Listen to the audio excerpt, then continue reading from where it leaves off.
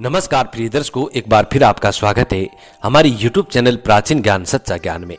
प्रिय दर्शकों, आज फिर नया वीडियो नई जानकारी लेके हम हाजिर हुए हैं। आज की जो हमारी जानकारी है, आज का जो हमारा प्रसंग है प्रिय दर्शकों, ये होली के बाद जो धुलंडी आती है उसके बारे में है। धुलंडी क्यों मनाई जाती है?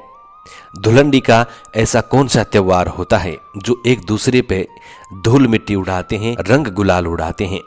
आखिरकार इसका रहस्य क्या है जो लोग धुलंडी मनाते हैं? प्रिय दर्शकों, आज के इस वीडियो में आप जानेंगे। इससे पहले जो लोग हमसे नए जुड़े हैं वो हमारे चैनल को सब्सक्राइब करें, बेल आइकन ऑन करें, अच्छे अच्छे कमेंट किया करें ताकि हर आने वाले वीडियो का नोटिफिकेशन सबसे पहले आपको मिले और प्रिय दर्शकों आप उसका फायदा उठा सकें। शुरू करते हैं प्रिय दर्शकों आज की प्यारी सी वीडियो। प्रिय दर्शकों, धुलंडी के बारे में ऐसा कहा जाता है, त्रेता युग के प्रारंभ में भगवान श्री विष्णु ने धूलि वंदना की थी। इसी की याद में धुलंडी मनाई जाती है। धूल वंदना का मतलब होता है कि लोग एक दूसरे लोगों पर धूल लगाते हैं, यानी कि उनके ऊपर धूल मिट्टी लगाते हैं। प्रिय दर्शकों, प्राचीन काल समय में इस त्योहार को इसी तरीके से मनाया जाता था कि लोग मिट्टी का कीचड़ बनाया करते थे या फिर मुल्तानी मिट्टी का कीचड़ बनाया करते थे। उसी के साथ एक दूसरे के गालों पर, एक दूसरे के शरीर पर बड़े प्यार से धूल लगाई जाती थी। इसीलिए इसको धुलंडी कहते हैं, यानी कि धूल को लगाना। प्रिय दर्शकों, इसी के साथ इसका दूसरा मत भी है। दूसरा मत कुछ इस तरीके से है, कहते हैं कि भगवान श्री कृष्ण ने ब्रज में इस दिन रंग उत्सव मनाने की परंपरा को प्रारंभ किया था। तभी से इसका नाम फगवा हो गया है, क्योंकि ये फागुन के महीने में आती है। श्री कृष्ण भगवान ने राधा जी पर रंग डाला था और श्री कृष्ण ने होली के त्योहार के साथ इसको एक रंगों का त्योहार बना दिया है। तो दूसरे मत में इस तरीके से कहा जाता है कि श्री कृष्ण ने राधा जी पर रंग डालकर इसको एक रंगों का त्योहार बना दिया है। प्रिय दर्शकों, प्राचीन काल समय में इस त्योहार को बड़े धूमधाम से मनाया जाता था और बड़े प्यार और मोहब्बत के साथ मनाया जाता था। ऐसा कहा जाता है कि होली के एक महीने पहले से, यानी कि जब होली गढ़ती है उस दिन से और होली के त्योहार तक लोग खेत खलियानों में रात भर होली के गीत गाया करते थे। परिवार के सभी लोग इकट्ठे होकर होली के गीत गाया करते थे, नाच गान किया करते थे। ढोल मजीरा ढप बजाकर इस त्योहार को बड़े धूमधाम से मनाया जाता था। प्रिय दर्शकों, प्राचीन काल समय में इस त्योहार को मनाने के लिए होली के एक महीने पहले से इसकी शुरुआत की जाती थी।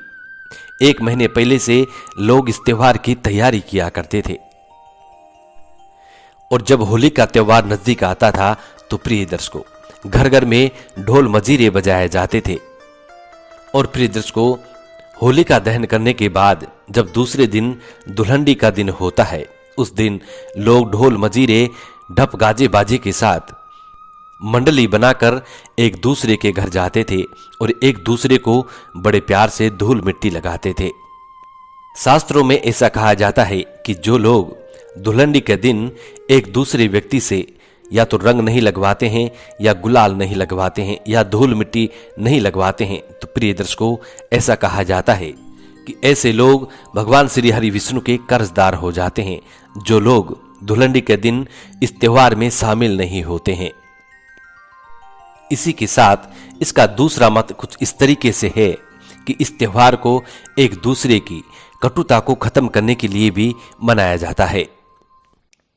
ऐसा कहा जाता है कि दो दुश्मन एक दूसरे के रंग लगाते हैं या फिर गुलाल लगाते हैं या फिर धूल मिट्टी लगाते हैं तो प्रिय दर्शकों उन लोगों की दुश्मनी खत्म हो जाती है और वो लोग फिर से मित्र बन जाते हैं, दोस्त बन जाते हैं। रंग गुलाल लगाने के बाद और शाम के वक्त सभी लोग एक दूसरे के गले मिलते हैं। प्राचीन काल समय में ढोल मजीरा ढप नगाड़े के साथ एक मंडली हुआ करती थी, एक टोला बनाया जाता था और वो टोला गांव-गांव में, नगर-नगर में घूमा करता था और मिलने वाले सभी लोग एक दूसरे के रंग लगाया करते थे। बड़ी प्यार और बड़ी स्नेह के साथ इस त्योहार को मनाया जाता था। ऐसा कहा जाता है कि उस जमाने में इस त्योहार को मनाने में कोई भी व्यक्ति ऐसा दुर्व्यवहार नहीं करता था जो कि एक दूसरे को गलत लगे। बड़ी प्यार और बड़े स्नेह के साथ एक दूसरे पे रंग डाला जाता था।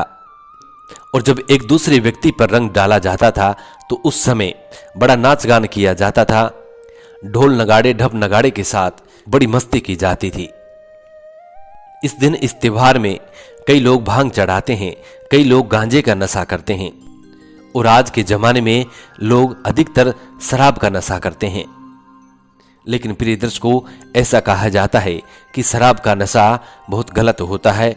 शराब पीकर दुल्हन जैसे पवित्र त्योहार को एंजॉय करना बहुत गलत होता है। ऐसे लोग पाप की भागीदारी बन जाते हैं जो दुल्हन के दिन शराब का सेवन करते हैं।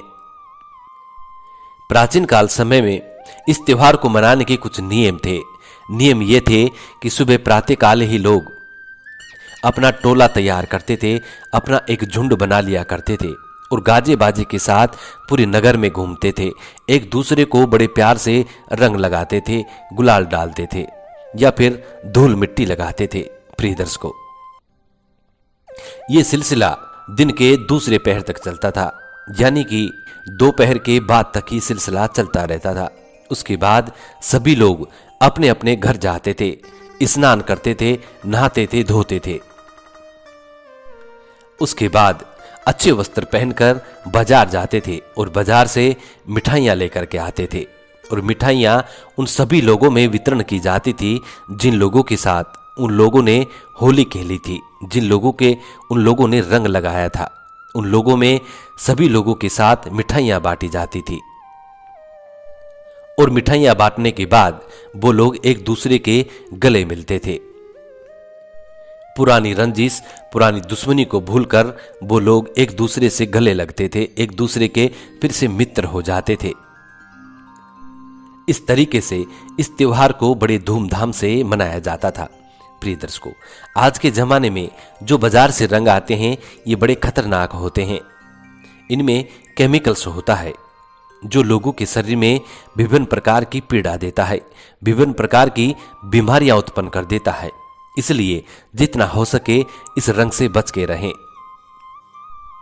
हमने तो कई बार यह भी देखा है कि कई लोगों को इनका बहुत तगड़ा साइड इफेक्ट होता है